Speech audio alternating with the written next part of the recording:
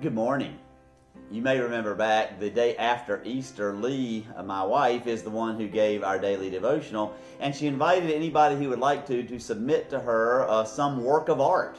It didn't have to be high art, of course, but a painting or a poem that you wrote, or some other work of art, even using Legos. If a child or an adult wanted to make Legos and make a work of art that would express something about your connection to God or your spirituality. And a couple of people have responded, and one of them, somewhat surprising to us, was my mother.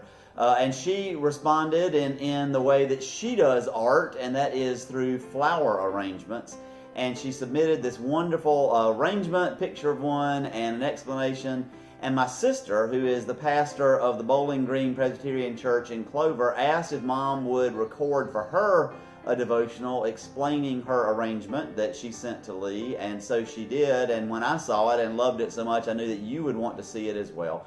And so through the miracle of internet file sharing, I'm now going to take you to Clover, South Carolina, and let you see and hear from my sister and my mother. And as you do, I hope that will be an inspiration and encouragement to you, and maybe even give you a little bit of inspiration for how you might contribute to the Spiritual Expressions Gallery that Lee is trying to prepare for First Cumberland Presbyterian Church. So here now is my mother, Caroline Krueger, and also my sister, Elisa Johnson. Greetings. I'm so happy to be with you today, and even more importantly, I'm happy that my mother, Caroline Krueger, has agreed to do our daily devotion for today. So I'm going to turn it over to her. Thanks, Mom. I'm happy to be with you this morning to share a devotional. Thank you for allowing me to come into your homes in this very unusual way.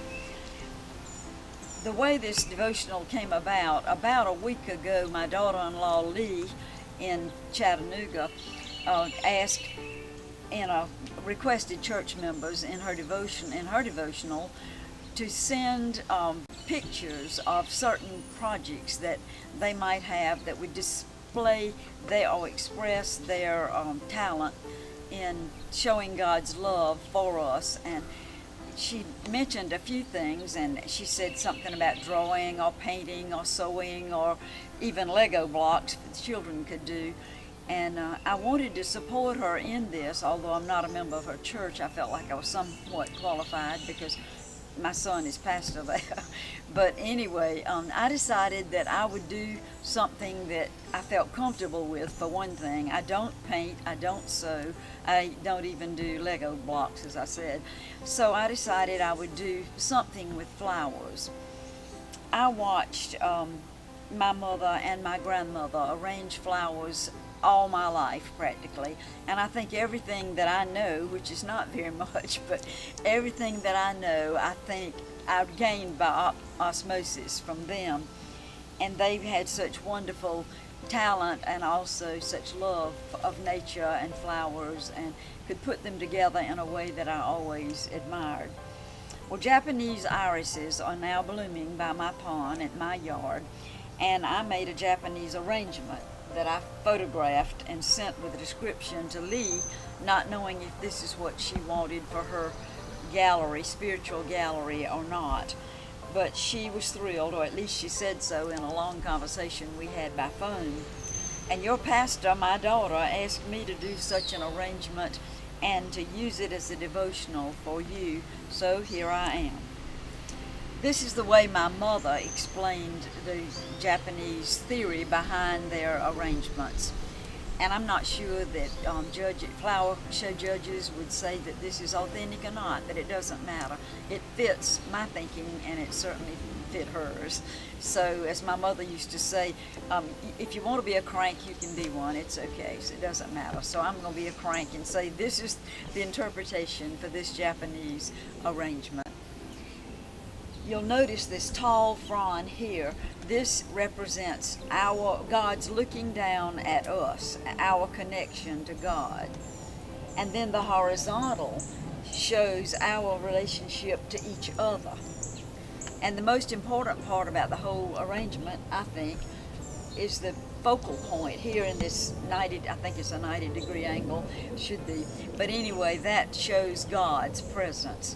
And God pulls it all together. His presence to us and our presence to each other and our helping out each other.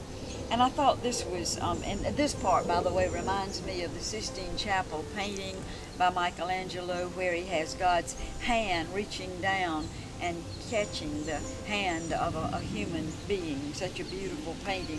And it's kind of the same idea, I think. The horizontal, as I said, represents our relationship to each other. And I feel like now, with everything going on with this coronavirus, which is certainly something we've never experienced before, we are seeing evidence of people reaching out to each other. We are certainly seeing the health givers, the grocers, the teachers, and I, of course, think of how we're caring for each other. But I also think of the small ways that we are blessed by others. The telephone calls to the lonely, the grocery shopping for the isolated, the virtual church services and devotionals that the church staffs are providing. These are all such wonderful ways that we can reach out to others.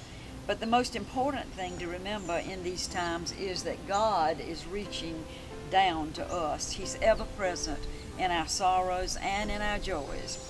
That He will take care of us and will bring to us through our adversities, no matter what they may be.